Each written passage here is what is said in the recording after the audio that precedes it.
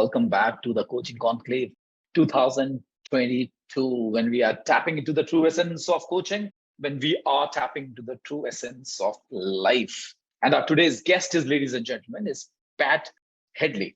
And we are going to explore a pathway to build lifelong connections. Just to quickly introduce Pat, Pat is an investor, an advisor to innovative growth companies, an author, a TEDx speaker, and someone who's always ready to help you. She's the author of a book called Meet 100 People, a how-to guide to a career, life edge everyone's missing. She's an evangelist of building and nurturing connections by proactively and consistently meeting new people. I remember one of our initial conversations with Pat where she mentioned something and that stayed with me. Meeting new people opens doors to new perspectives, opportunities, and learning. Everyone has a treasure: their experiences, their expertise, their knowledge, and wisdom. Ladies and gentlemen, please join me in welcoming Pat. Thank you so much. Thank you. Thank you. Pat, I remember our first conversation, and I think this was a year and a half back, if my memory supports me. And that conversation, you left me with a word called curiosity. And I would like to pick up our conversation from there. You mentioned that if there's a book that you would write another time, that would be around curiosity matters. And while I was reflecting on the question that I'm going to ask you, that was the first question that came to me, that I do understand that if somebody is starting a career, somebody who's an amateur, somebody who's just getting into building a career for themselves, it's important for them to be curious. But why is curiosity important for someone like you with so many years of experience? You've been an investor, you've been an advisor, you consult other people to become a better version of who they are. And in all our conversations, as simple as when a few days back we were together on another platform, I found you at most curious. Why is it important for every individual, be it an amateur or be it as accomplished as you are, with wealth of experience? I mean, curiosity is such an innate human quality.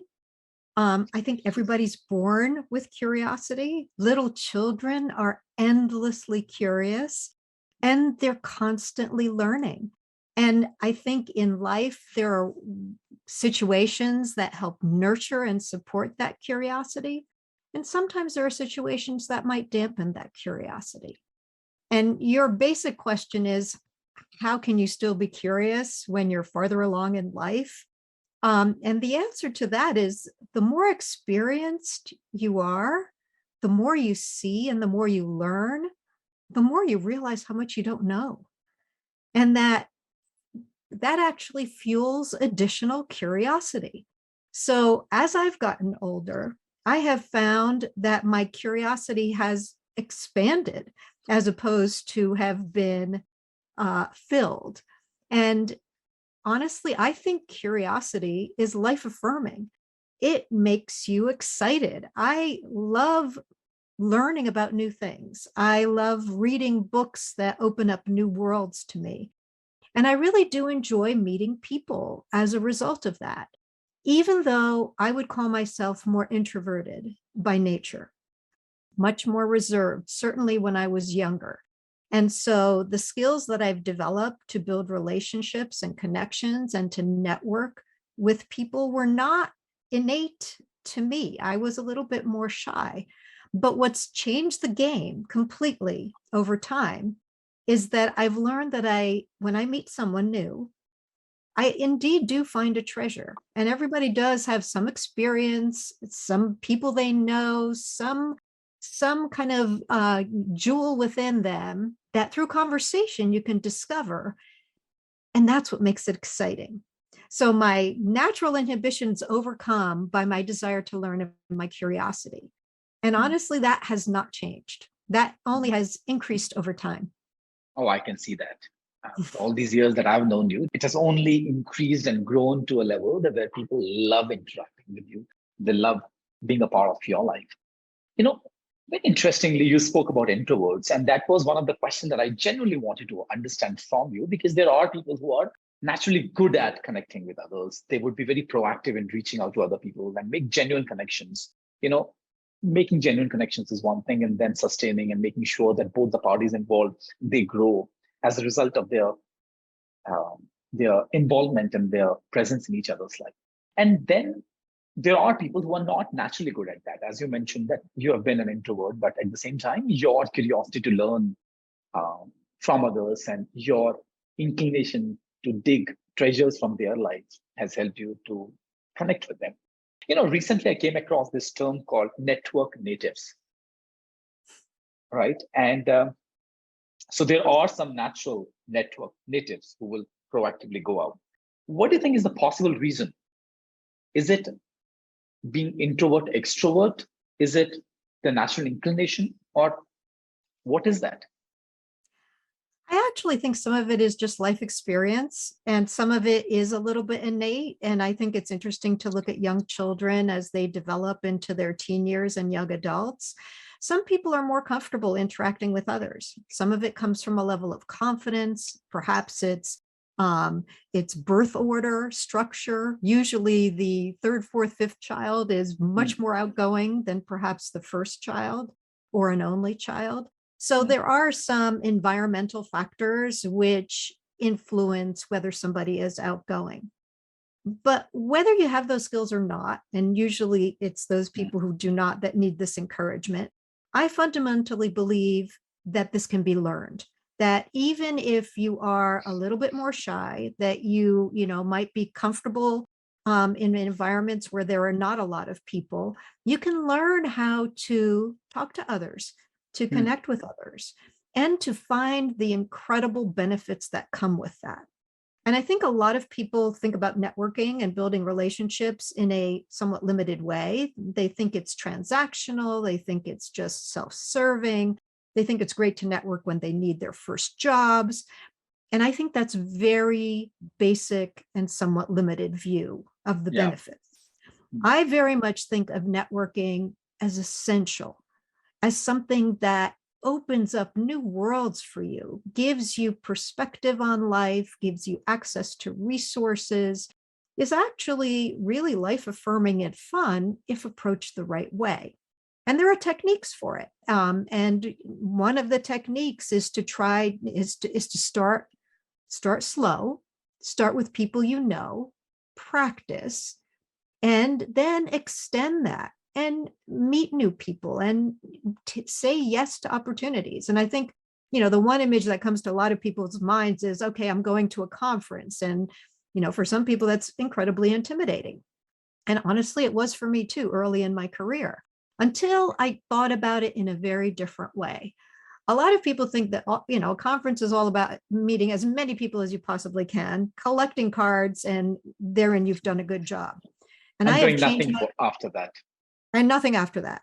And I have completely changed my definition of success in going to a conference.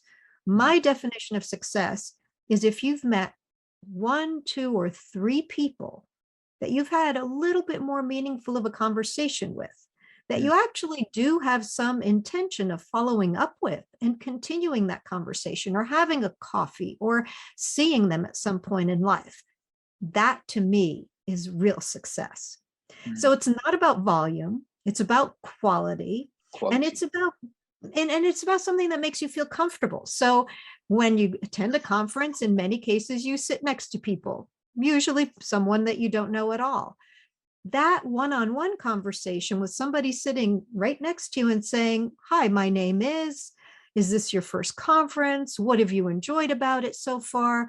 That kind of leads you down a path of trying to establish a connection and finding a way in which you have some similar or mutual interest to the person sitting next to you. Those simple and somewhat not intimidating conversations can lead to that one really deeper conversation and connection that you're going to follow up with. And I will tell you, I'm sure there are people out in the audience who've had this experience where they have sat next to someone And that person has become really meaningful to them later in their lives. So there's, cocktail events or conferences or other places where there are lots of people. Don't think of it as a numbers game at all, because it's not. It's a one-on-one, just meet one or two people. I love it when you said it's not about volume, it's about the quality of the connections that you're building, where you have the intention of seeing them again, having a cup of coffee with them again, meeting them again and knowing them, who they genuinely are, and listening to their experiencing and pulling out the treasures from their experiences. Pat, I hear you, what you're saying.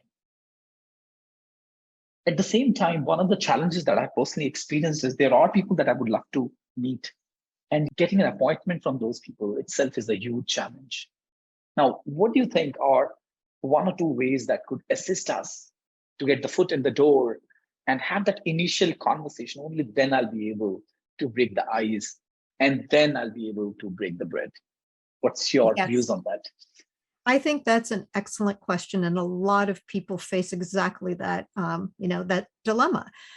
The first and most important piece is to know who you're reaching out to. And I love the fact that you say, yes, sometimes I know who it is, but I don't know how to get to that person, or I don't know how to get attention from that person. So identifying the people is first. The second piece is to try to find some mutual warm introduction that you might be able to get to that person. So if, for example, you'd like to meet someone and you know that I'm connected to that person, reaching out to me and saying, Pat, I'd love to meet this person. I see that you're connected. Would you provide an introduction? That is such an easy thing to do. And once there's a warm intro, everything changes. If you can get the warm intro. Now, if you can't find the warm intro, then you need to find something that you believe will be helpful to that person that you can offer. So it's not about you and what you want. It's very much about them and how you can be helpful to them. And so if you can determine that, for example, by looking at their LinkedIn profile and understanding where they might have gone to school, what their experience base is, what they've done recently, what they've posted about, perhaps they've written about. And you can then do your research, because that is foundational. You can't just cold call someone and not know anything, because of course you're not going to get a response. You have to do a little bit of research and say, I read your blog post. I thought it was fascinating for these reasons. I'd love to learn more about what you do and support your work. I'd love to share your blog post with my followers too. So then it's not as much about you. It's a little bit about them and what you can offer someone. Totally changes the nature of the introduction and totally allows the other person to engage and say, yes, that sounds great. We can have a conversation. One that likely will be mutually beneficial, but the person sees value in it for themselves. I see what you're saying. What I'm listening is it's contribution before consumption. Yes. And I love it when you said that find the common connection so that we can have the warm introduction, and then look at where can I add value to the other person. I think one of the common themes which is emerging here is that how can I be of some value to the person that I'm talking to, be it in a conference, be it in a one-to-one conversation, be it meeting somebody at a cocktail party or anywhere. How can I be of some value to you? I think that is the true essence of connections. At the same time, Pat, just taking one step ahead here, as you mentioned, in conferences, you go, you exchange cards, you come back, you're really happy because you've got 15 new cards with you, and you do nothing about that most of the times. Now, what do you think? What comes in the way? So what I mean is making a connection is one thing, and then nurturing the relationship is another. What do you think comes in the way of nurturing and sustaining a relationship? What do you think? Where do most of us fail? Most of us do fail on the follow-up, and most of us fail on making it intentional.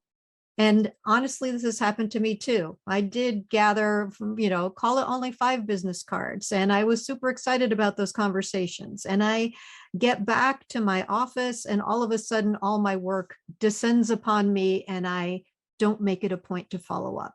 And what I have learned to do, which has really helped me a tremendous amount, it makes my life that much easier, is I am very intentional and I do things right away.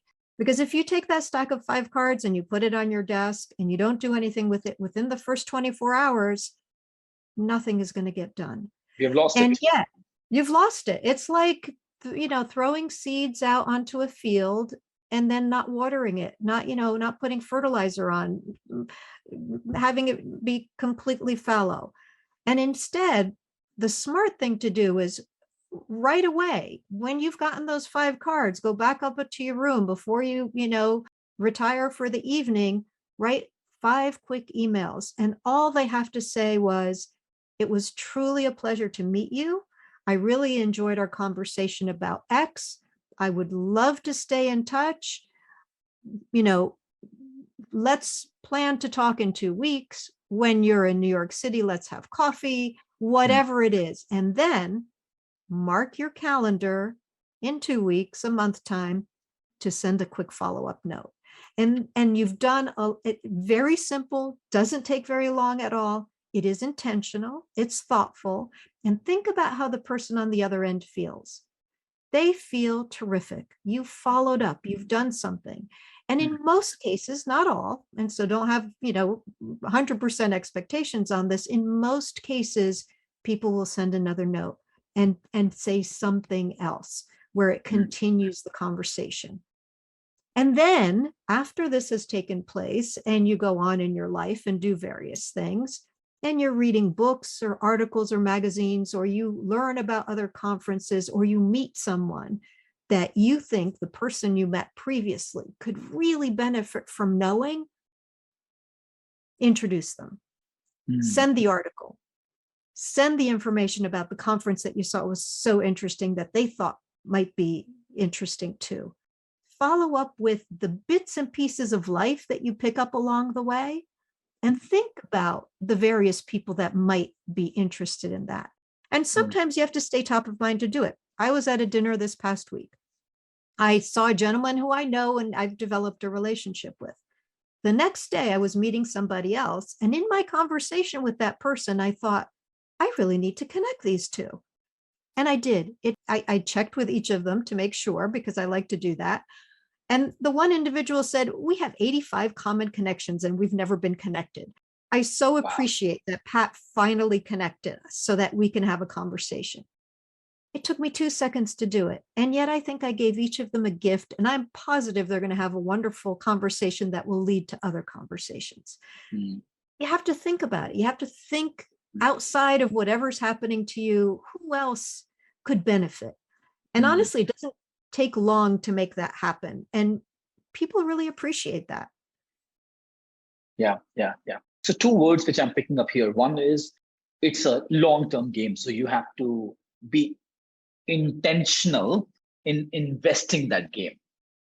Yes. And the second one is, as you mentioned, you need to be more mindful of, who else can I connect this person with? How can I actually add value? What's the article that I can forward to this person that might be of some value to the other person? Again, coming back to the value. Also, I have personally come across people who would reach out to me on LinkedIn when I would speak to them, when I would connect with them. They would oodle out a lot of appreciation.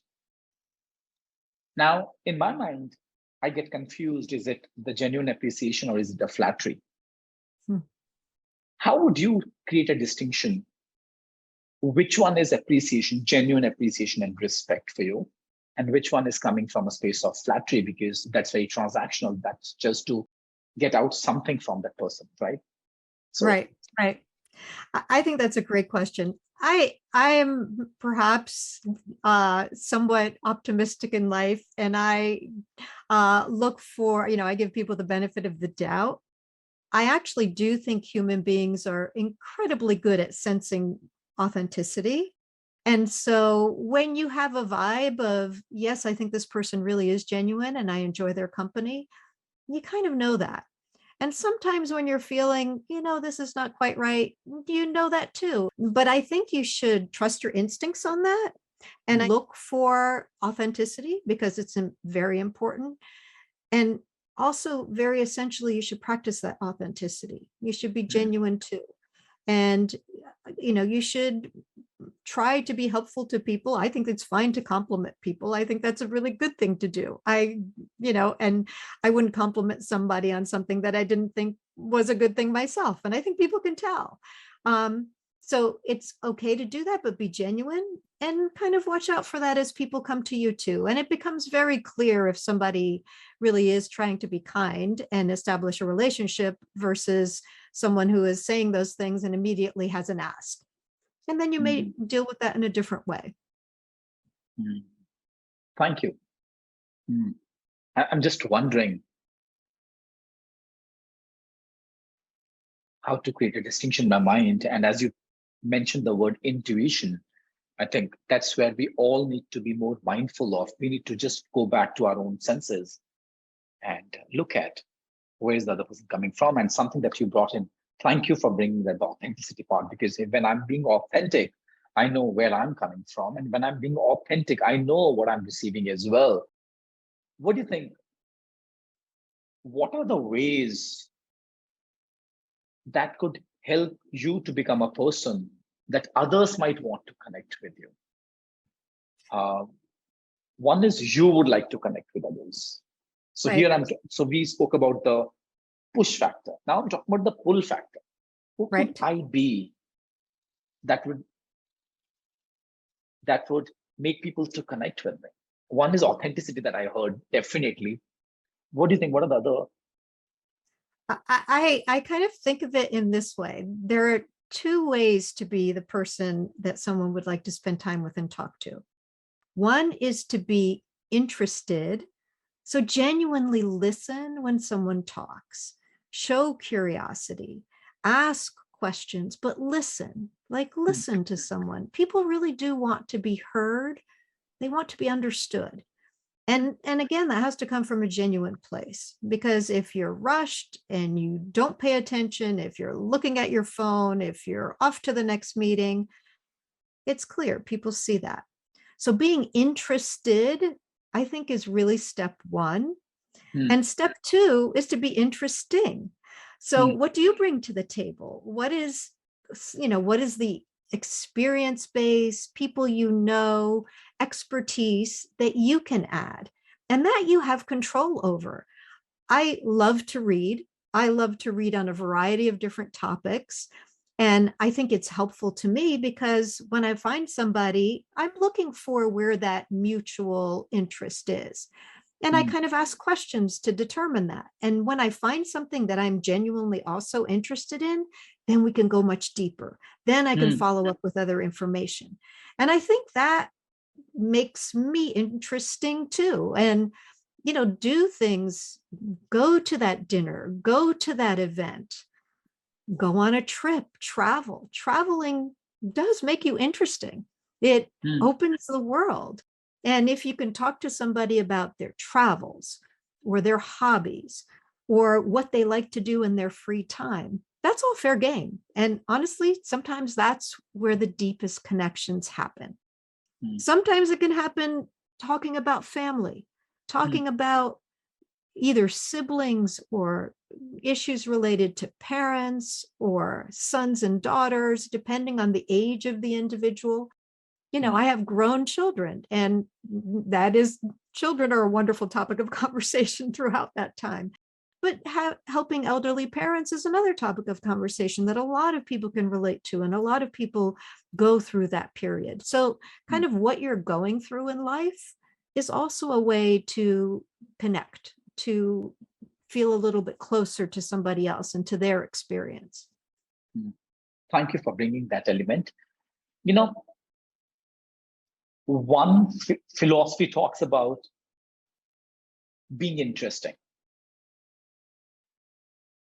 You definitely spoke about being interesting, but I think first you spoke about being interested and then being interested. An interesting thread that I've also picked up here is be genuinely curious about their lives. You spoke about their interest. You spoke about what's happening in their life. You spoke about what are the things that they love doing. The focus light is onto them. And then you are being a conduit to connect with them at that deepest possible level. So what I'm listening is be genuinely curious. You spoke about being interested. What are the other ways that could help people that they would love to connect with you? I think offering them experiences or opportunities that they might otherwise not have, or creating situations where they get to meet other people. I once learned this from a young venture capitalist, and I tell you, I learn all the time, and I learned so much from young people. And this young woman who's very, very busy shared with me some of her networking hacks. And she said, sometimes it's hard to meet one-on-one with people because she has a very broad network. And to keep that up, it takes some time and effort. So what she does is once a month, she has a breakfast meeting where she invites 8 to 10 people who genuinely don't know one another. She invites them so that she gets to see them, but they get to meet one another. And I will tell you, one of your other guests, I met through one of those breakfasts. And at that breakfast, I met Vanessa, and we have been such good friends over a number of years.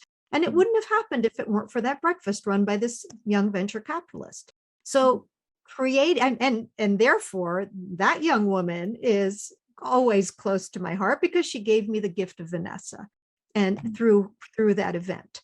So create an event like that, invite somebody to an unusual event. I mentioned I went to a dinner this past week. The dinner was a lovely dinner with a number of people that were, in an area that I'm interested in, and someone had hired a chef to cook for this group. And it intrigued me. And I know somebody else who attended was also intrigued by that experience. It wasn't going to a restaurant. It wasn't, it wasn't your traditional kind of invite event, conference, or cocktail party. It was just a slight bit different. And so will I remember the individuals at that event and the person who invited me? Of course I will, because it was out of my routine. It was special. So if you can ask people to join you to do something that's a little bit different, or ask people to join you and meet other people they otherwise might not, it takes a little effort to organize that. But the more you do it, the better you are at it, and the more you can be efficient in your process of building and nurturing your network. Yeah. Thank you. Since you are talking about venture capitalist, and you do a lot of work in the space of investors community, right? Pat, I'm just curious, what do you look for when you are meeting a new founder, and when you know that you would like to invest in that company? What do you look for? What are the traits that you look for that gives you the necessary confidence that I would like to invest on this person? There are two main things that I look for that really matter to me. And I'm in a very fortunate position later on in my career where I can choose who I spend time with, and I can choose who I back. So the individual really matters. And if that person comes well referred to me, and I spend time with that individual, and I find them to be of high integrity, I find them to be very committed, I find them to be very thoughtful about their business and what they're trying to create and why they're trying to do that, that actually is a very important box for me to check. Secondly, I really do care about the product and service. I really do care about what they are doing and how they are doing it. And the what matters to me so much that I wouldn't invest in something I'm not proud of. And that is different for every individual. What I'm proud of may not be what somebody else is. But I look for things that I resonate with. I look for products that I would buy myself. One of my first private investments was in a shoe company led by two women based here in New York. I wear their shoes and I talk about it and I'm proud of it. Similarly, I invested in a company that is a water company. I drink the water. I'm proud of the water. I like talking about it. I'm a brand ambassador for it. Obviously, and Kara is amazing individual. Kara's Anyways. amazing. Yeah. Yes, and she is. And look, I value the relationship with her as much as I value the fact that what she's trying to do and why she's doing it really Yeah. matters. And I actually think of her company as a health and wellness company, not as a It food and is. beverage company. And I think it Absolutely is. not. Yeah. And I love Yeah. the motivation for why she did it. All of that matters to me. It is not surprising that human beings love stories, but the Mm. story really does matter. Why and how and what and who. All of that Mm. matters. Yeah. Stories matter. I think that's the easiest way to connect with the other person when you know that your story is their story and their story is your story. And what is visible to us is only a part of what is visible to us. What is not visible is the context in which what is available to you resides. And when you get to know that, a new world opens up for you. So thank you, Pat. Pat, let's take a deeper dive into the questions which are coming here. It's a beautiful question. Would love to read it for you by Pawan. Pawan says a popular metaphor goes somewhat like this. You don't meet people by accident. They are meant to cross your path for a reason. What do you think of this? If this is true, how does networking relate to this? What a beautiful question. Thank you, Pawan. I love that question. And the older I get, the more I believe that. I actually do think people cross your path for a purpose. And I think if that is true, then you're going to approach those opportunities with people in a different way. And you will say, okay, what is my learning here and how can I be helpful here? And I will tell you the other interesting thing, and this is especially important advice for younger people, and that is that you don't know which of the many people you meet today will cross your path later in life, maybe in 10 years, maybe in 20 years, maybe later than that. And I have seen that so often in my life. And I know anecdotally it's true for so many others. But I'll give this one story. When I was very young, I was going through the job hunting process and I received my first rejection. And this individual called me on the phone and said, Pat, we really loved your background, et cetera, nice things, but sorry, you are not moving forward in this process. And honestly, I came away from that conversation not upset at all because the individual, let's call him Jim, was so polite and said it in such a nice way that I actually had warm feelings toward this man, even though he said no. What do you know? A year later, once I had my job, he was the banker to the firm I worked with. So he was across the table from me. And fortunately, it was wonderful to see him again. And I had fond feelings toward him. Many years later, he came back into my life when I was in a role to help people find roles within our companies. He was looking for opportunities. He came to me for advice. Years after that, he became my neighbor at my home. He got me interested in bicycling, and we've invested in companies together. And I still keep in touch with him. This Mm. is a man who I didn't know at all, who I had an interview with, who rejected me from that particular opportunity. And he crossed my path several times over the course of my life in Yeah. really nice ways. And I consider him a friend today.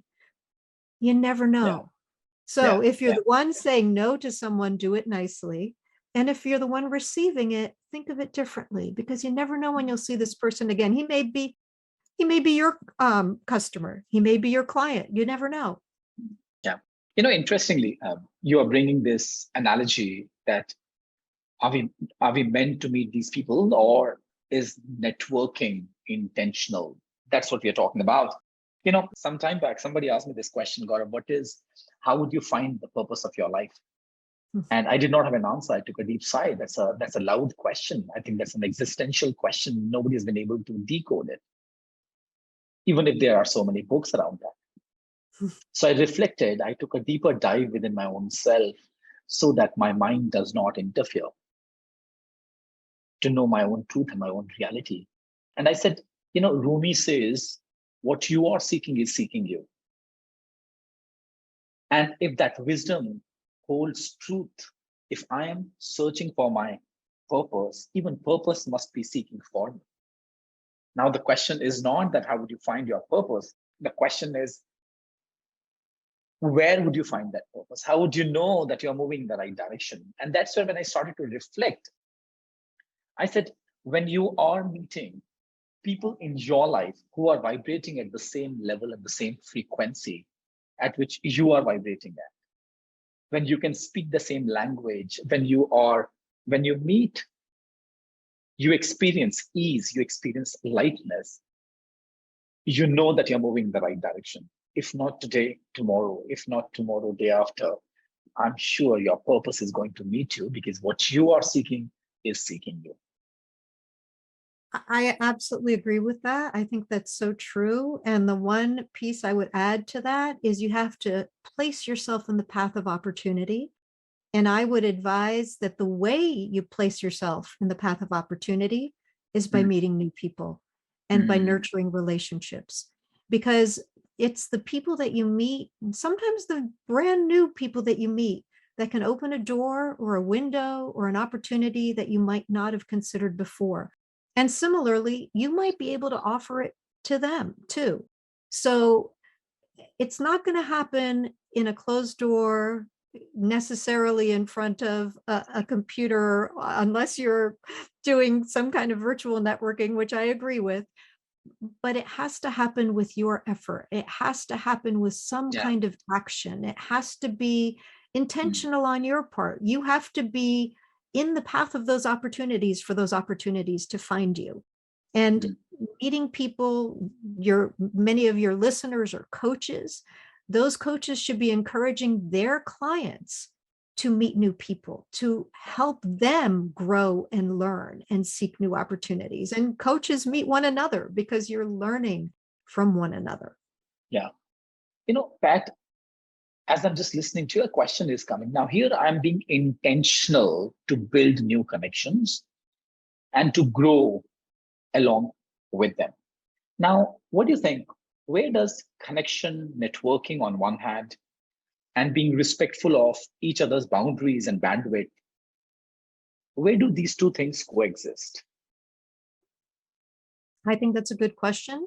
I will answer it with one example. So when you do connect people, which I think is an important thing to do, I think it's important to check with each individual whether they are open to that connection, because you can't do it without checking. Sometimes people have things going on in their lives. Sometimes timing's not right. So I really try to be very respectful of people's boundaries and their capacity by checking with them, by asking them if this is okay. And sometimes when you make an ask of someone and they say no, it's really not about you. It's about their capability at that point in time. It's about what's going on in their lives, both professionally and personally. So don't take those no's in a personal way. Check in later, try later, be thoughtful of it. Lots of people have things going on in their lives. That doesn't mean you don't try. That doesn't mean you Mm. don't ask. I think you should.